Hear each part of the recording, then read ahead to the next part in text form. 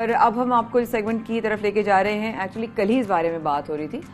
मैं थी वाजिद खान के साथ और उनसे मैं बात करी थी। उन्होंने कहा कि आपके बलोचियों में हम ये बलोच, तो उन्होंने पूछा कि आप लोग के बलोचियों में ज्वेलरी वगैरह बड़ी जो है वो भारी होती है। मैंने कहा भारी के अलावा क्रिएटिव जो मैंने कभी जिंदगी में किसी का नहीं देखा। लौंग के बने हुए हार जो है ना वो बहुत ज्यादा होते हैं, पूरे पूरे लौंग के बने हुए हार होते हैं, उसमें लौंग पिरोई जाती है। अच्छा। और बहुत बारीकी के साथ। तो वो जो बेसिकली बलोची कल्चर है वो बड़ा रिच है। हमारे माशाल्लाह सारे कल्चर्स बहुत रिच है, लेकिन बलोची कल्चर्स को भी जो भी इंसान अपने कल्चर को, अपने रूट्स को जिंदा रखता है, शायद चाहे वो कोई भी जरिया अपनाए। तो ये आप जो जिक्र कर रही हैं ये उन पेंटिंग्स का कर रही हैं जो कि बलोची और कदीम जेवरात का इस्तेमाल करती हैं, जिन आर्टिस्ट का हम जिक्र कर रहे हैं। बिल्कुल ऐसा ही है, बिल्कुल ऐसा ही है। और हम बात कर रहे हैं ब्रेशना रेकी की।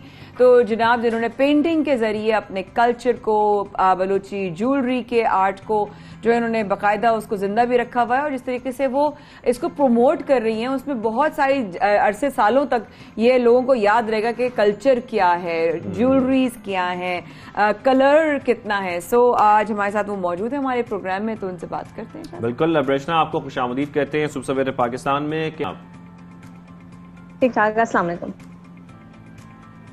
वालेकुम अस्सलाम।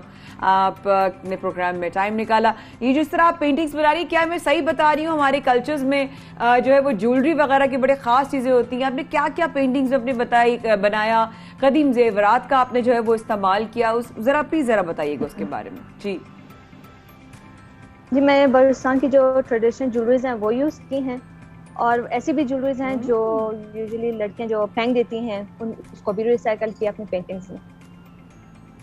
ओ, रिसाइकल कौन कौन सी ज्वेलरीज की आपने ब्रेशना? जो लड़कियां यूजुअली पहनती नहीं हैं, और ऐसी भी ज्वेलरीज हैं जो अभी तो फैशन में भी नहीं है, तो वो बलूचिस्तान की जो ट्रेडिशनल ज्वेलरीज हैं वही मैंने यूज कर दी हैं। जी नहीं, तो जरा सबसे पहले तो हमें बताएं कि इसके पीछे कहानी क्या है, कि कदीम जेवरात बनाने के पीछे क्या राज है या क्या वजह है कि आपने ये फैसला किया हाँ कि मुझे ये जो कदीम जेवरात हैं इनकी पेंटिंग्स बनानी है? जी, वो बस थीसिस प्रोजेक्ट था हमारा, और मैं चाह रही थी कि कुछ मैं ऐसे क्रिएट करूं कि जो लोगों ने पहले नहीं देखा हो, ऐसी आर्ट फॉर्म हो जो बहुत यूनिक हो, बहुत डिफरेंट हो। तो इसलिए बहुत एक्सपेरिमेंट्स करने के बाद मेरी मदर ने सजेस्ट किया कि ज्वेलरीज को भी ट्राई करना चाहिए, और फिर हम लोगों ने इस ट्रैक पे आ गए। नाइस ब्रेशना। अभी मैं शाहजिब को बता रही थी कि हाँ, लौंग के हार का बड़ा हमारे यहाँ जो है ना वो ये बलोच है ना, ये बड़ी चीजें मुझे बताती रहती हैं कि बलोचों में क्या होता है। तो वो लौंग के हारों का कुछ आपने किया, कुछ बनाया? Because I am very intrigued to know, please बताइएगा। बस डिफरेंट ज्वेलरीज यूज करती हूँ जो जो हमें मिल जाती है। एक स्पेसिफिक ज्वेलरी को मैंने अभी तक ट्राई नहीं किया कि चले हम लोग एक ही प्रोडक्ट को लेके चलते हैं। जो डिफरेंट मटेरियल मुझे मिल जाता है तो फिर हम लोग उसी से बनाते हैं, फिर उसमें लैंडस्केप, पोर्ट्रेट और इस तरह की डिफरेंट चीजें सब ऐड हो जाती हैं। अच्छा ब्रेशना, आपने इसकी ट्रेनिंग ली है किसी से या आपको शौक था, फिर आपने कोशिश की और फिर माशाल्लाह आप इतनी खूबसूरत पेंटिंग्स बनाना शुरू हो गई? वाह जी वाह। नहीं, ट्रेनिंग तो नहीं थी, लेकिन मैंने फाइन आर्ट्स का कोर्स किया हुआ, तो वहीं से सीखने के बाद ये जो। अच्छा ये बताइए, आपको सबसे ज्यादा कैसे लोग कौन सी पेंटिंग्स को ज्यादा एंजॉय करते हैं? फीडबैक सबके किसके बारे में बहुत ज्यादा अच्छा आया, फरमाइश बहुत आई, उसके बारे में आप जरूर बताइए प्लीज। जो ये मेरी हॉर्स वाली पेंटिंग्स होती हैं वो लोगों को बहुत पसंद आती हैं, और अभी जो मैंने न्यू स्टाइल इंट्रोड्यूस करवाया है ज्वेलरी का, कि जस्ट ज्वेलरी होगी और वो एनिमल फॉर्म में होगी, वो मैं नोटिस कर रही हूँ कि लोगों को बहुत पसंद आ रहा है। वो कल्चर को भी रिप्रेजेंट कर रहा है। कौन सा है आपका? Oil, water? ऑयल पेंट्स हैं। ऑयल पेंट ज्यादा आपने काम किया है।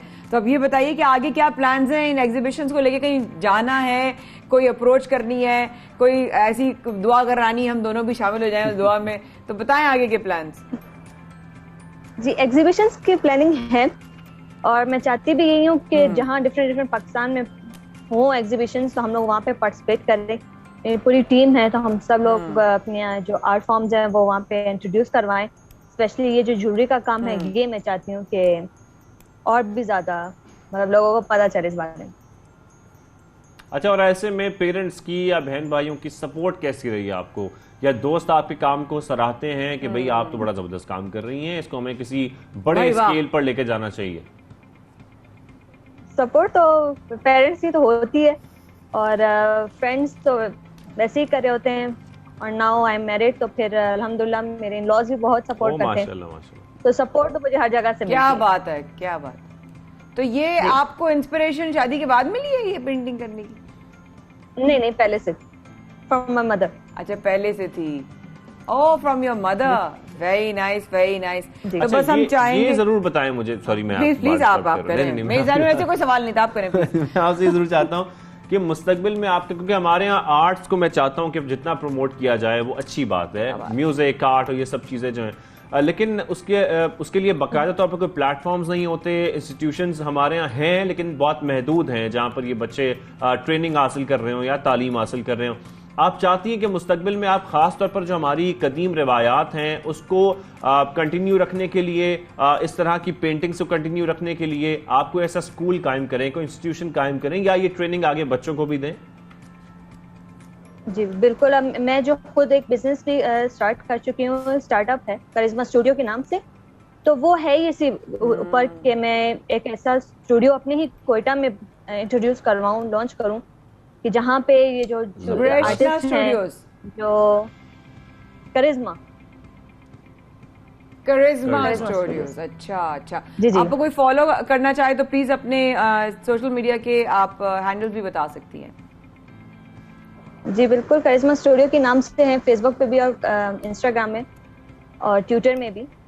तो ये है कि अगर इस तरह आर्ट गैलरी मैं अपने बलूचिस्तान में पहले ओपन करना चाहूँगी, ताकि यहाँ पे जो लड़कियाँ हैं जो काम करना चाहती हैं, जो टैलेंटेड हैं, वो आके अपना काम वहाँ पे कर सकें और वहाँ पे हम लोग उनका काम सेल आउट कर सकें, क्योंकि दूसरों का काम। मैं जब बलूचिस्तान आया था, कोयटा आया था और वहाँ पे यूनिवर्सिटी के स्टूडेंट से मिला था, तो वाकई वहाँ पर बहुत टैलेंट है और वो बहुत कुछ करना चाहते हैं। उनको अगर अच्छे प्लेटफॉर्म्स फराहम किए जाएं तो कोयटा में बेइंतहा टैलेंट है। खासतौर पर वहाँ की यूनिवर्सिटी के स्टूडेंट्स जो हैं वो आर्ट्स हो, म्यूजिक हो, थिएटर हो, वो हर चीज़ में बड़े इन्वॉल्व हैं, बहुत कुछ कर रहे हैं। लेकिन उनकी इन्वॉल्वमेंट और उनकी डेडिकेशन तो है, लेकिन उनके लिए अच्छे प्लेटफॉर्म्स की जरूरत है, अच्छे वो तमाम इंस्टीट्यूशंस की जरूरत है जहाँ पर वो बाकायदा प्रोफेशनल ट्रेनिंग हासिल कर सके। Thank you. आप कुछ पूछना चाह रही थी? नहीं, मैं कुछ भी नहीं, मैं थैंक यू कहना चाह रही थी और गुड लक कहना चाह रही थी कि आप इतना अच्छा काम कर रही हैं, अपने कल्चर को, अपनी सकाफत, अपने ट्रेडिशंस को आप अलाइव रख रही हैं।